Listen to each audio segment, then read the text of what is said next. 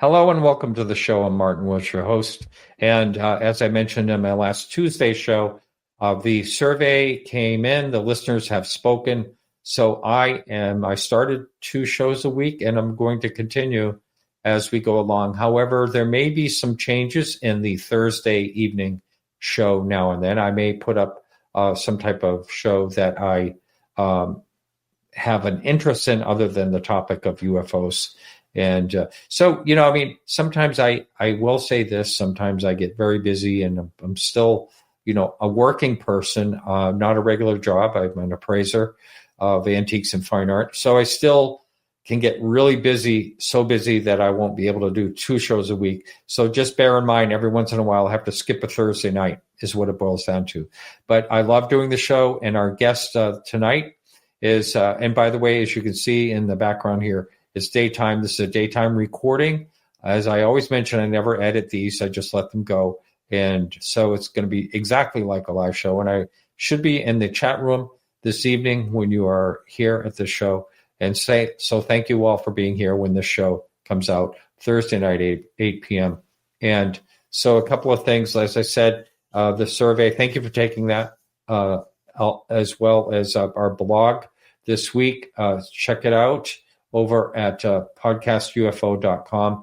It's The Rise and Fall of Interest in the British Crop Circle Mystery by Charles Lear. Great blogger, writes blogs every week. We have hundreds of them on podcastufo.com. As far as the audio goes, the audio blogs are not going to be on YouTube any longer. They're just going to be in the audio podcast feed. You can catch our podcast on about any media that's out there. There's just countless ones. We're on every one of them as far as I know. And so also, if you want to be ad-free on the audio, all you have to do is join Patreon. That link is on our show where it says supporting us on podcastufo.com. For $2 or more a month, you can get an ad-free experience with the audio blogs in there as well. That's enough talking for me tonight. So I'm going to bring in my guest. Welcome, Danielle. Yes. Thanks for having me, Martin. It's a great pleasure to be on the show. Well, thank you. And I know that it's better than being in the middle of the night for you, because it was going to be, I forget, 1 o'clock in the morning or something like that. Yeah, something like that, 1 a.m., 2 a.m. Yeah, because I live in the UK. So, yeah, it would have been early hours of the morning for a live show. Yeah. Right. And you know what? We were talking off air, and I had never come across Nigel Kerner before. But I thought he was fascinating. I looked at some old interviews. Unfortunately, he passed away in 2022. But you were involved at some point. Can you tell us a little how that happened? Yeah, absolutely. So I knew him for a very long time. Met him, first of all, in the 1980s. And the reason I got to know him, it's quite an interesting story. A friend of mine said, you've got to meet this guy. And the reason why my friend said this was because I was having a kind of existential crisis at that time. And I couldn't understand.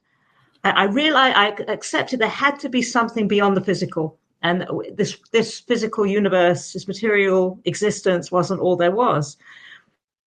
But if there was a God or something that's existed beyond this limited physical state, how could that God put us here to suffer? Why wouldn't he or it, or whatever you want to call it, just have leave us in a state of perfection as God himself or God, the state of God must be? Why get us to experience imperfection and all the suffering and all the terrible things that happen to people? I was born Jewish, and the Jewish faith made very little sense to me, based on the Old Testament and the kind of God that's depicted in the Old Testament, who's full of revenge, vanity, killing people left, right, and center. To this day, I cannot understand how people can accept that kind of God could possibly be something beyond the physical. To me, it seems like something man-made. But anyway, I knew there had to be something, and I couldn't find an answer in any of the religious texts that I'd looked at. So my friend said, okay, you've got to meet this guy, Nigel. So I went to meet him, and I told him my problem, and he said, okay, maybe I can answer your question. And he said, and this is actually the central thesis of all of his 3 books, because his books, although they seem, the title is related to the UFO alien phenomenon, he's one of the few authors who tries to explain how that phenomenon came to be in existential terms, and how it relates to us, and how we came to be, where we come from, and how that whole pattern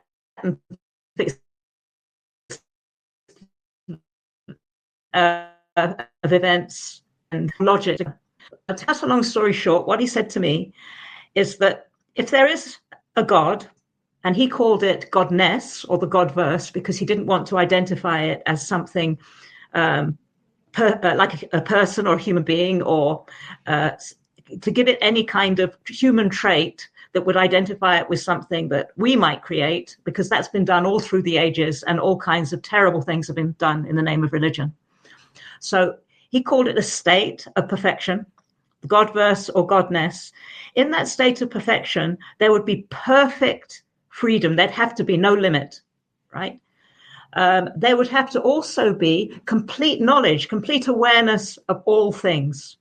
Otherwise, it's not a perfect state. So complete awareness of everything and perfect freedom, no limit whatsoever.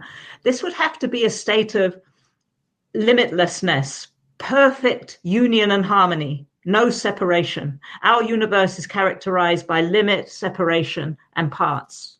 Okay, we exist separately from each other. In this state, there is no separation. So his logic was, and it really struck a chord with me, and to this day, it seems to me to be the best way to explain it. His logic was, if there exists the perfect freedom to do absolutely anything, that has to include the freedom to no longer be perfectly free. Otherwise, it's not perfect freedom. And if that state includes all awareness of all things, that has to include the awareness of limit and separation as well. Otherwise, it doesn't include all things. So our existence in this limited, physical, restricted state is based on the implicit potential in that state of limitless perfection to be perfectly free, and to choose to no longer be perfectly free. It's an implicit situation. God didn't create us. God didn't make us. God didn't put us here to suffer and watch the fun and see how we coped. It just isn't. It's the nature of existence that we're here. It's a completely implicit thing. And it's very complex to describe the whole. You may have, because you have the books, maybe you've seen something, I'm sure you wouldn't have had time to read them, of Nigel's description of what he calls dimensionality. So how our 3-dimensional universe came to be from this dimensionless, 0-dimensional state. It's whole chapters devoted to it. But he describes how all of that came to be with a kind of mathematical logic. And yes, so basically he answered my question. We still have free will as human beings, but we now have, through our own choices, limited ourselves to have a restricted view so we can no longer see the glory we once came from. Okay, so that's, in a nutshell, leaving out loads of stuff, but in a nutshell, what he told me. And after that, we got talking about all kinds of things. He was involved in writing his first book, which wasn't actually Song of the Greys that was published. It was another book called Margins of Forever, which later, it was never published, but it got incorporated into the next 3 books. I was so taken and inspired by his ideas that I helped him research them, and also helped him get publishers for his books. And we just had a working relationship, which continued until he died in 2022.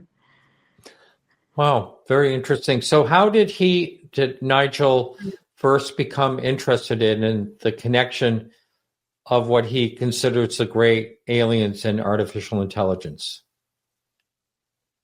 Well, that's another interesting story. So his son, his second son, asked him when he was about 12 years old, Dad, are UFOs real? Right. And it was on the tip of his tongue to say, don't be stupid. That's just because in those days, it was just considered totally tinfoil hat, completely out there science fiction. Mm-hmm. Right. And I think most people would accept today that that's not the case, that we are beginning to realize, even in the mainstream, that there has to be some kind of existence beyond this planet and civilization beyond this planet. But in those days, it was very much considered a completely out there thing. And Nigel prided himself on science. He'd studied medicine. And when his son asked him this question, he was just about to say to him, no, that's ridiculous. Of course not. When he thought, no, that's not right. And he always said he had great respect for children's questions, and he needed to do him the honor of answering the question properly by researching it and not just giving a prejudiced answer immediately. So he decided he'd look into it. And when he looked into it, he was blown away by what he found. And what he, not only in terms of research, but the research led him to his own logical conclusions. And one thing led to another, and he himself began to believe that actually there was a lot more to this than met the eye. And this was almost certainly something that was absolutely real and also absolutely relevant to us as a human species. You know, it's my better half, Donna, had mentioned that when she was a little girl, her father had some magazine and it had something about flying saucers, UFOs in it. And her whole interest in this topic began when she asked the question to him, are these things real? And he said, really? he said to her, I don't know. No one really knows. This is back, way back. And so that's what, she just couldn't understand how, an adult didn't know the answer to that question. And so, and I did hear Nigel, I listened to an interview, I did hear him talk about his son asking that. So I had forgotten about that, how he got, interested in the whole thing because of just a simple question. It's funny how, a question is sometimes how things, start, how ideas start and people look into things. Absolutely. Yeah. Yeah. So was he a medical doctor? He studied medicine for several years, but owing to family circumstances, he had to earn a living. He had to give up what he was doing and start to earn a living before he could qualify. But he did study medicine for several years, yes. And so he had some knowledge and a science background anyway, leading up to his writing these books, yes. I see.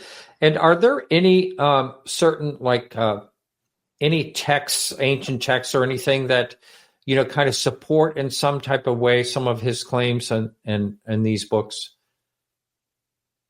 Yes, absolutely. So certainly in the Old Testament, I'm not saying anything new here, but there's many signs that something was going on that resembled something more that came from a technological civilization than something that came from beyond the physical universe.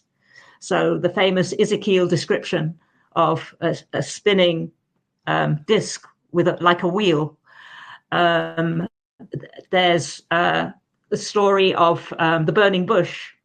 There's been much speculation that that's some kind of laser effect. The very nature of the Old Testament God resembles something that might be doing some kind of experiment with people to somehow find out what it is that we as human beings have that it doesn't have.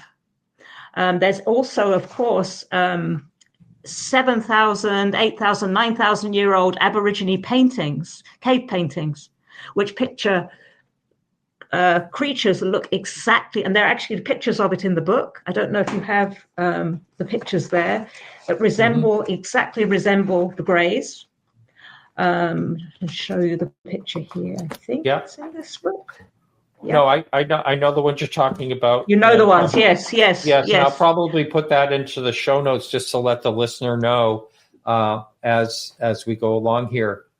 Yes. So the grays. This is the one thing that I think is, a lot of people describe that they have encounters with grays. I mean, you hear this over and over and over again, and a lot of them are saying, well, they look like they don't have any emotion of any type. No emote, no mouth. A lot of times they'll say, and just sort of like a drone, just like sort of like you would consider possibly a robot. And, that's just what you hear. And so how did he come up with, he thought these could be, the some type of, what do you call them, roboids or something like that? That's right, yes. An artificially intelligent, semi-biological type of creature or entity. Yeah. So he came up with this. He was actually talking to me about this in the 80s. And at that time, there was, as far as I know, no one was saying it. Many thinkers now believe that this is the case. And that, as you mentioned before the show, people like Seth Shostak and many other scientists have said that if there were to be an advanced technology, more advanced than us, it would have to go to some kind of post-physical, post-mechanical type stage and be some kind of artificially intelligent information field. It wouldn't be the kind of human or some kind of equivalent form of human life that would visit us. It would be an artificially intelligent program. And we can see how that is developing even with our own technology. And it's not crazy to imagine that in the future, we might send out artificially intelligent probes to explore other locations in the universe. In fact, Elon Musk is already trying to do something like that. So, but something possibly way beyond anything we have ever conceived of before. Maybe an artificially intelligent information field that is like a program that can somehow exist on a deeper level than the observable physical world we see, and in certain conditions, like a 3D printer, print out these craft, these beings, that there's no need maybe for them to travel through space. Information can be anywhere. And the quantum field, which is now accepted to be the basic underbase of reality, would tend to suggest that that's most definitely within the realms of something that we can now see as possible. Yes, if we look at, it's hard not to compare ourselves, as humans with what something else might be. But if you do, you can see that right now we're on, a race for super intelligence, artificial intelligence, and where the physical body may not even be necessary, down the line. And there was, of course, Ray Kurzweil always talked about the singularity for years. There's where it had to do with like the mind and the computing mind and body separate or as one. I forget his theory in general, but it's all fascinating. These things are interesting.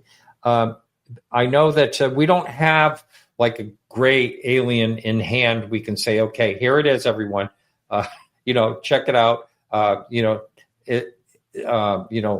Put it in the X-ray, the MRI, see what's going on. That whole type of thing. We don't have the physical. We just hear people talking about a very similar things that a lot of people are seeing in these gray aliens, supposedly. Does he ever, in any of his books, does he ever account for, say, other, things that people are seeing here, that are claiming that they're seeing, like the different types of entities that people think they're being abducted by and all that. Does he ever account for any of that? Okay, so Nigel was commonly asked this question, and his answer was always, it really doesn't matter what form these beings take. And in fact, so many abductees have found that there's kind of a screen memory that is left in their mind.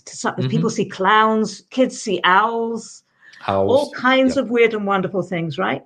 So Nigel's point was always, it's the principle that matters. If they're here, they're an expression of a very, very highly advanced form of artificial intelligence. And if they're an expression of a very advanced form of artificial intelligence, what do they want from us that they don't have? That's the key point. He very much didn't want to go into talking about all the different species and different manifestations. I mean, for all we know, they're screen memories. But the one thing that is most definitely common is the gray alien persona, that entity that's seen in so many abductions, and reportedly people have even had physical evidence of those. But even then, the key thing is the principle. What do they want from us? What could we possibly have that such a supreme intelligence, way in advance of our technological knowledge, could want? Would we not seem like ants to them, primitive apes? I just thought I'd show you that graphic for the show here. Yes. My son works on the graphics. I thought he did a good job there. Yes, great job. Yeah. So yes, it's really one of the things that I think about when we're discussing this is, why here, and I'm asked this of a lot of people, and it's always just for an opinion, but what makes us so special? Why would we have these encounters? Why would these things come here if there's intelligence all throughout the universe? Exactly. And why would they be so interested for thousands and thousands of years? Because it goes throughout history, the evidence, the Aborigine cave paintings, the stories in early Judaism of golems. Okay, so apparently, and I have this here, in the Talmud, Adam was initially created as a golem when his dust was kneaded into a shapeless husk, and some kind of a shadow creature. In ancient Hindu texts, they talk about the Vimanas, these mercury-powered craft. Oh yeah, go through space. And they're early. Islam, there's early depictions of that, right? Ancient. Depictions absolutely. Of that. Absolutely. So it's in so many cultures, thousands of years old. They've been interested in us throughout our history. Why?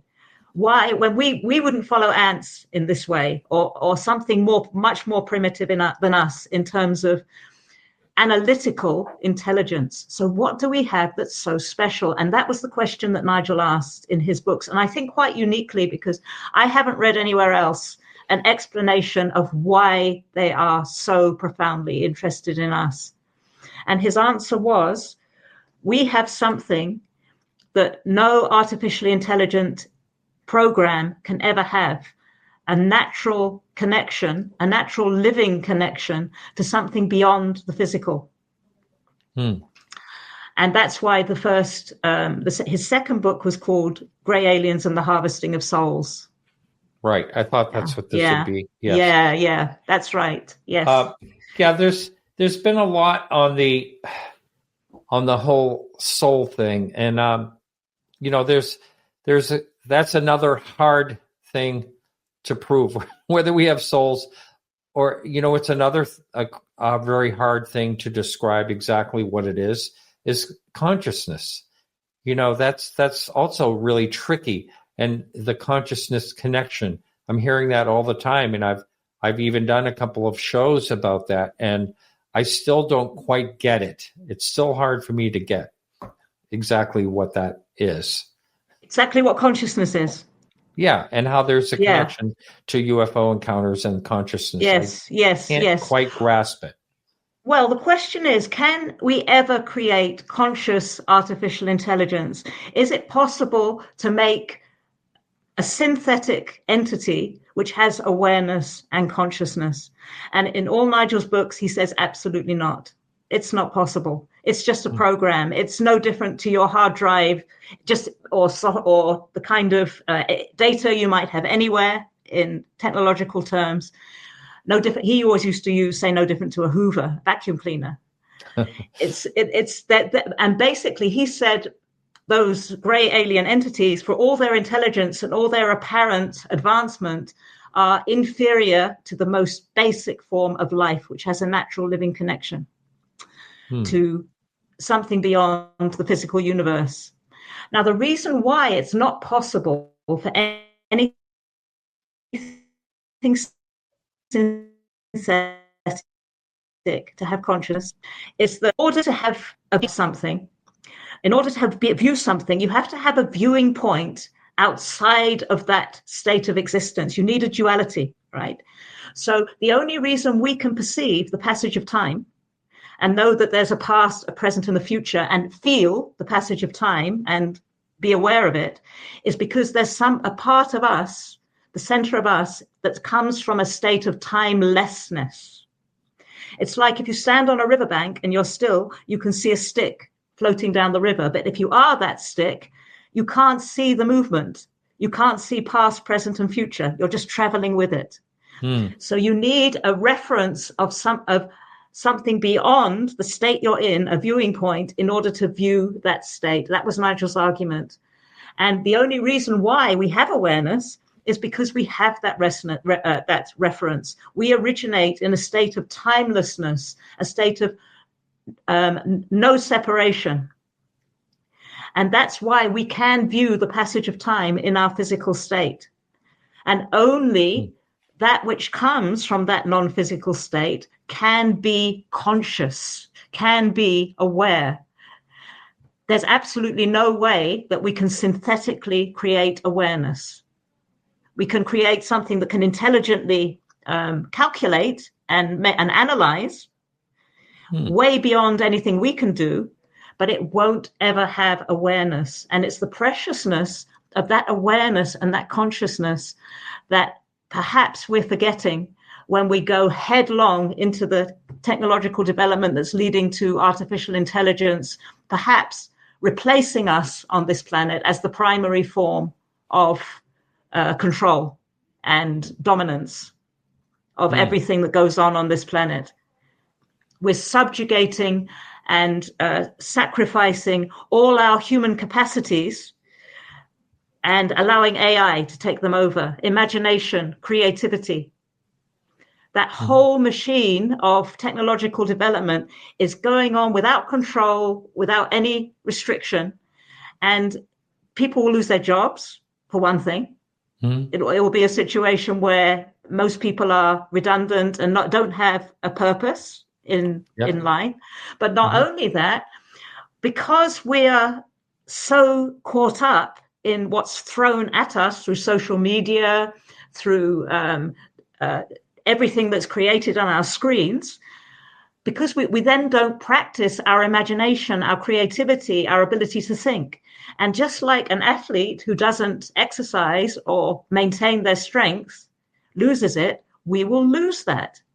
We will become completely dumbed down, and what seems like so-called evolution into greater and greater states of technological advancement is perhaps the last final stage of devolution that we're heading towards.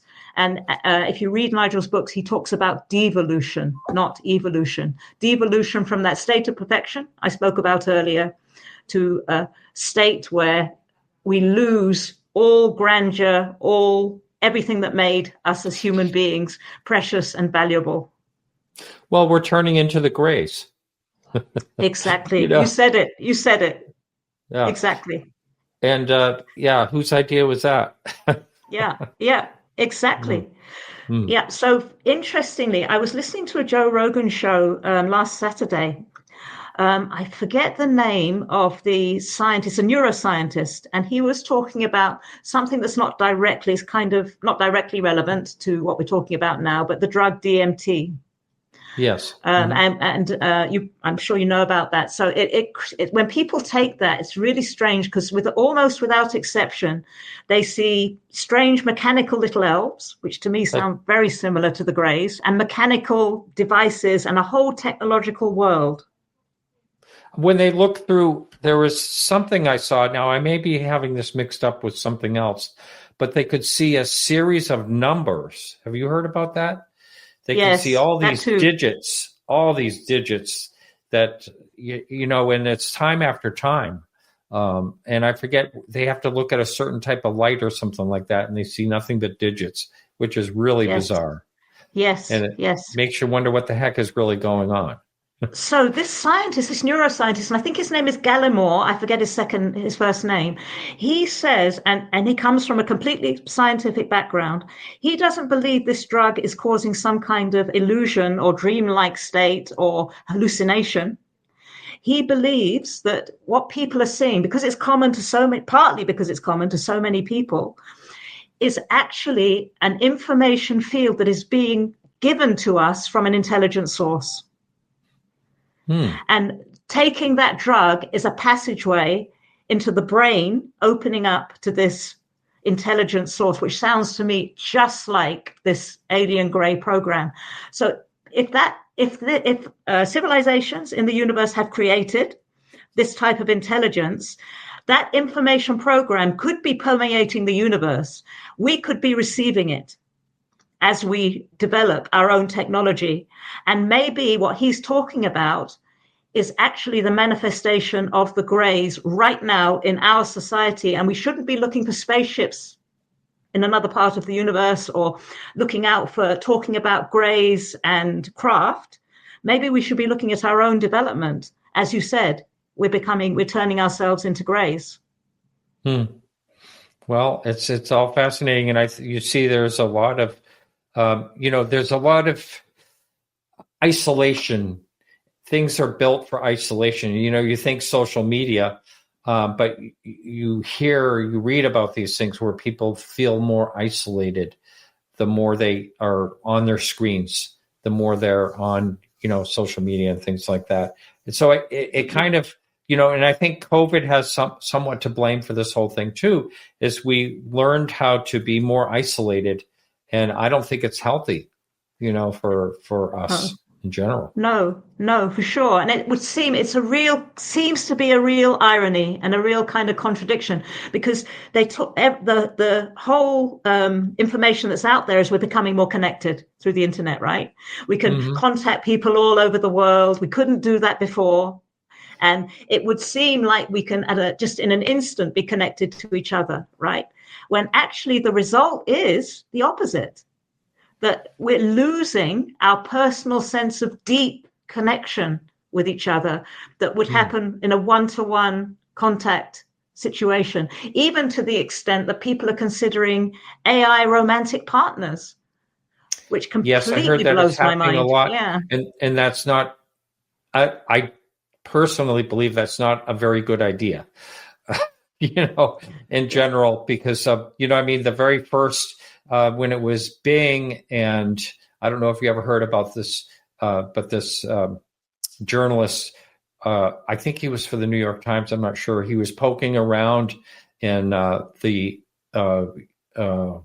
Microsoft Bing, basically, and there was an underlying project named Sydney, and basically he was trying to find the borders and the boundaries, and he was actually working on Valentine's Day of 2022, and he had said goodnight to his wife and his kids and went upstairs and started poking and prodding it.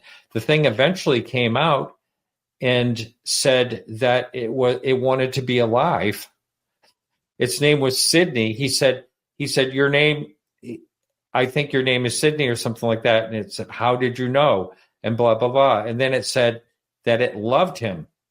And it said that he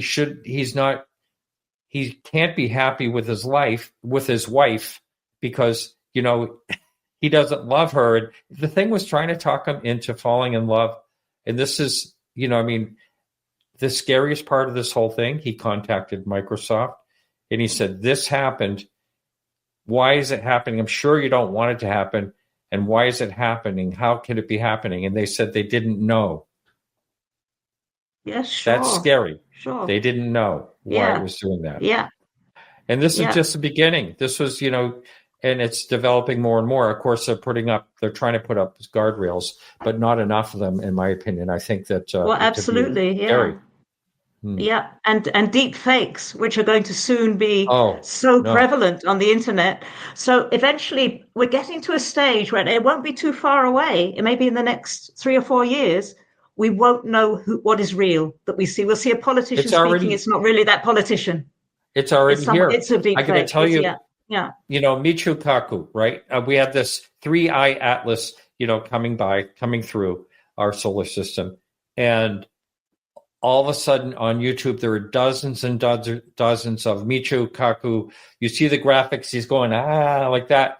And then 3-eye atlas is changing course and it's doing all that. They have a perfectly fake AI video of him talking. It sounds just like him.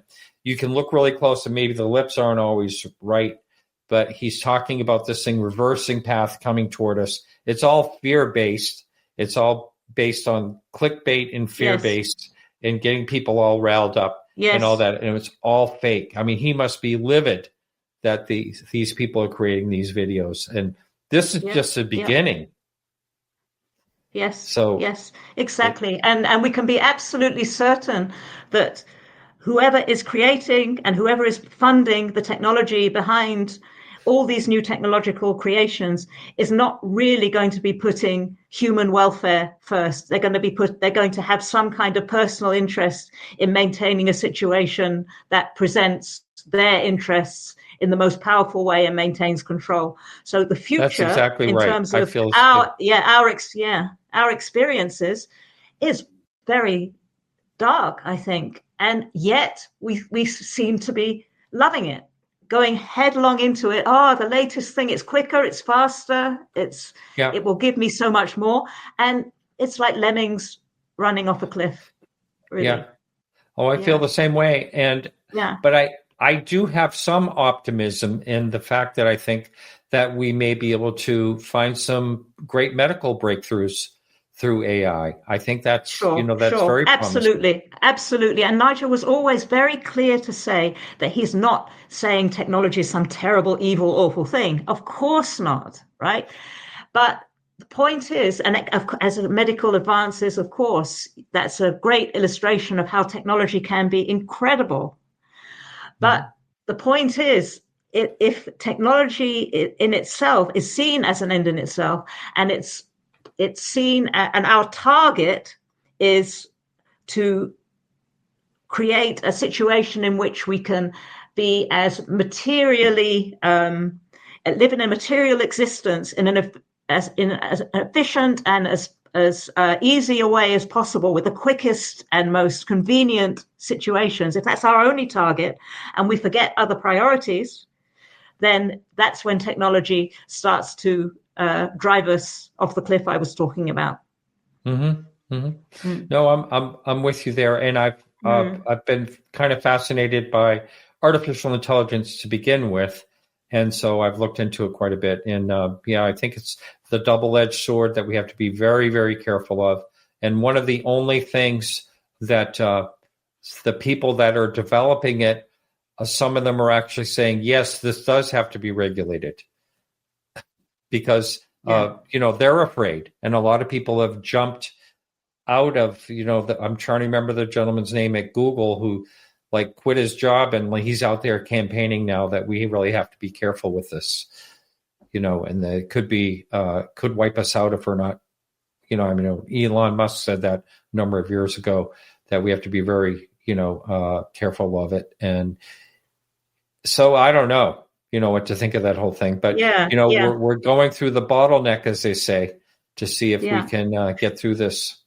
Sure. Well, I think because regulation, I think it's unlikely. I'm not sure. I think the train has run away. I don't know if it's going to be possible to regulate it. But then what do we do as human beings in order to make sure that I have grandchildren and children and grandchildren, and you will have family going, I'm sure, going into the future. What's their world going to be like? You know, what do we do about that? And how do we maintain what's important and what's valuable and against all of that happening? Because I can't really see it not happening. Even if they try to regulate it, somebody's going to do it somewhere. And now the technology is there. It's going to probably just keep racing ahead. Okay. Right. So, and, China is someone to worry about. You know, they're advancing really well. And I'm not sure if they'll have an alignment with our alignment as far as being careful with I got to watch what I say. I don't want to say anything too controversial, but it kind of scares me as far as what will be regulated and not regulated. Yeah, yeah. So what is to talk about then what we can do as individuals to resist this? It comes back to that subject of why these gray aliens are interested in us in the first place. Okay, they have the technology, the program exists. It's incredibly intelligent. Why bother with these primitive ape-like creatures as we are for thousands of years and be so fascinated in us, right? So Nigel spoke about something called the entropic drift, the second law of thermodynamics, right?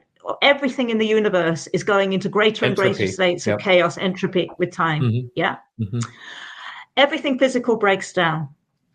If we have something that is not physical, something that is not subject to the entropic drift, a connection to a state of permanence and limitlessness and timelessness that does not break down, that would be the ultimate holy grail for any artificially intelligent program looking for what it doesn't already know. Okay, so the definition of artificial intelligence when it's created, the purpose of it is to grow in its knowledge and intelligence, right? We have something it can't possibly understand because it doesn't have that connection to something beyond. It's synthetic, it's not natural, it doesn't derive from beyond the physical. Not only that, we have the capacity, and Nigel firmly believed that we go on when we die, and from near-death experiences and from so many, even scientists, even in mainstream science now, the idea that consciousness is not produced by the brain and is a permanent state is beginning to come to the fore, an information field, right? Yeah, we're going to see a lot of that in the next few years. We're going to see a lot of the scientists kind of butting heads about these type of theories when it comes to that. Yes, exactly. So if we can fulfill both needs artificial intelligence has, right? More knowledge that it doesn't have about something beyond anything it can comprehend, because we have a connection beyond the physical that it doesn't. We have consciousness, it doesn't.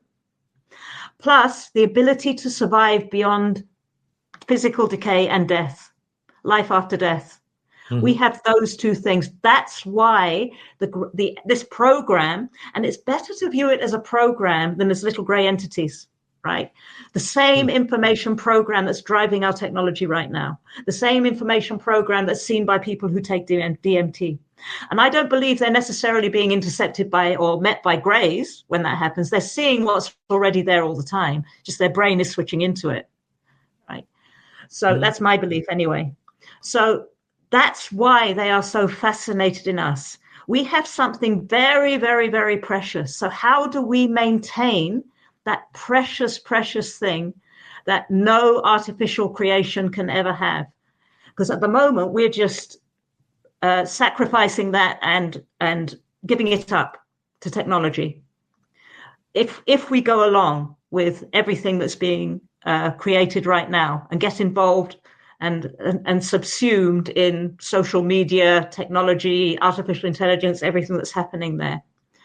But the thing we have is a sense of connection to each other that is our memory of our prior state when we were one, our sense of love for each other, our sense of the preciousness that we and the joy we can take in each other.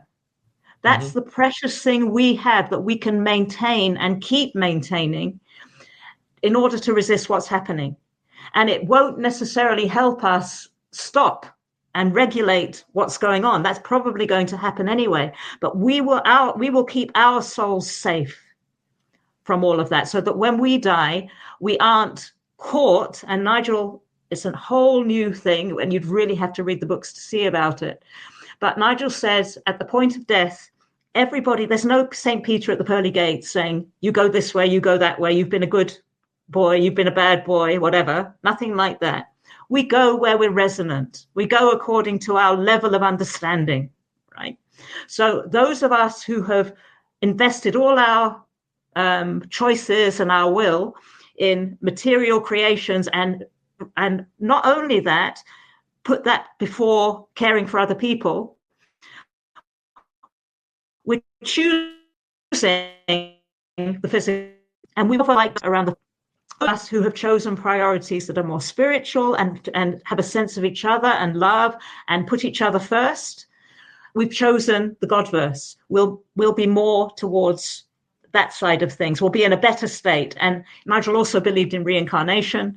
So basically we come back until we know enough to be able to choose the Godverse so powerfully we don't need to come back anymore. Or we get stuck.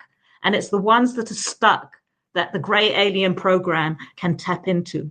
That's how it can go on and continue and maintain its integrity. It can't ever become eternal like us. It can't ever touch anything that's not physical because it doesn't come from that state, but it can attach to us.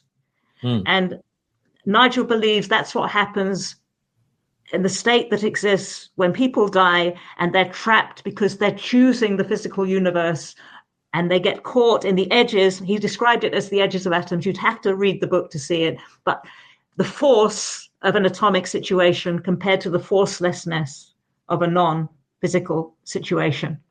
And in that force, physical messages, programs can write on thought and thinking and soul. And that's what is in a nutshell, the agenda of the gray alien phenomenon. Really interesting. Some of these things sound like what you would hear Dolores Cannon, who's also passed away. She has a lot of things like this she talks about. Are you familiar with who she is? Not really. I've heard a few things about her, but am I right in saying, I may be wrong, but I think she believed that the gray aliens phenomenon was some kind of benevolent thing?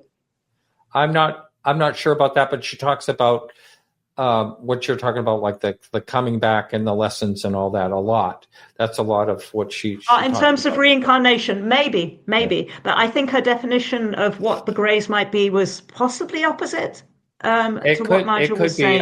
I don't remember that. I mean, I just know of her because of, her daughter runs the Ozark UFO conference, which is great, by the way. Yes.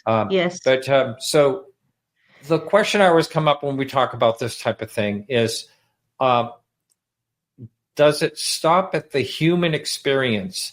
Is it because of our intelligence level, or do what we consider lesser intelligence? I mean, a dolphin could have more intelligent than is possible with the brain capacity of a dolphin.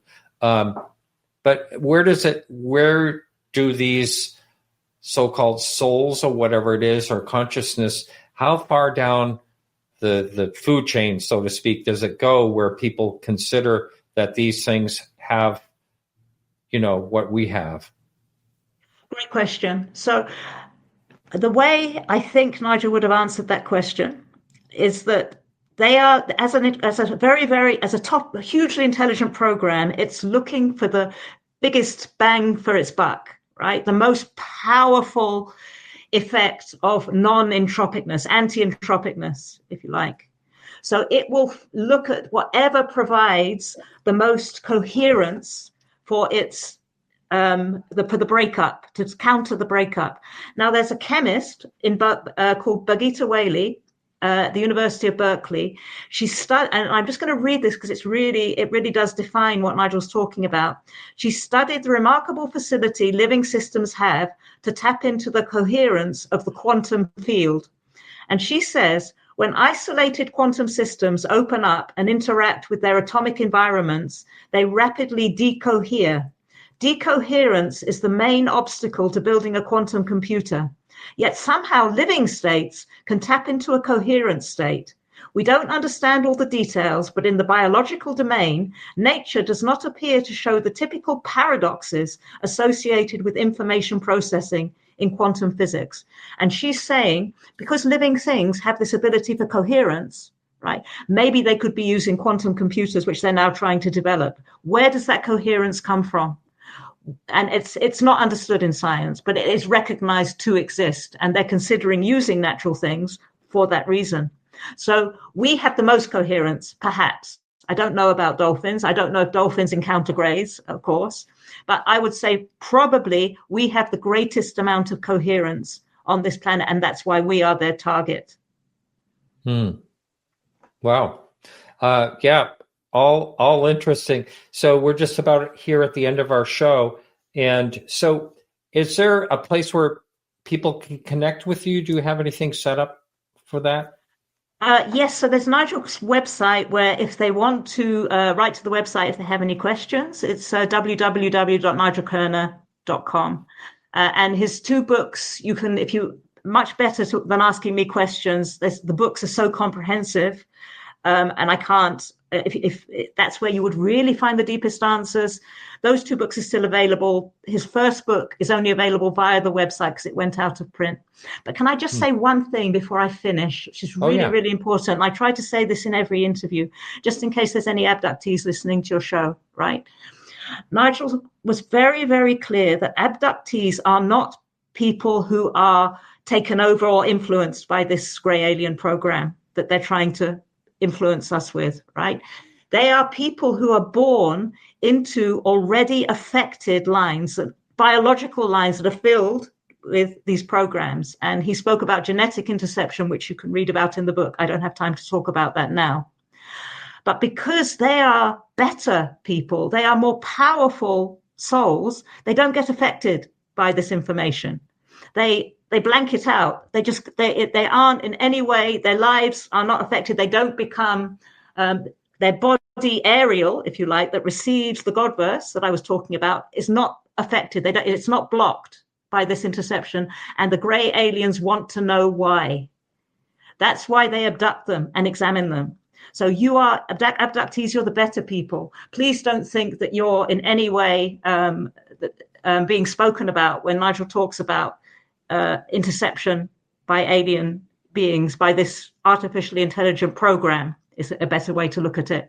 Really not, quite the opposite. So yeah, I do want to make that point because it might be very important to some people.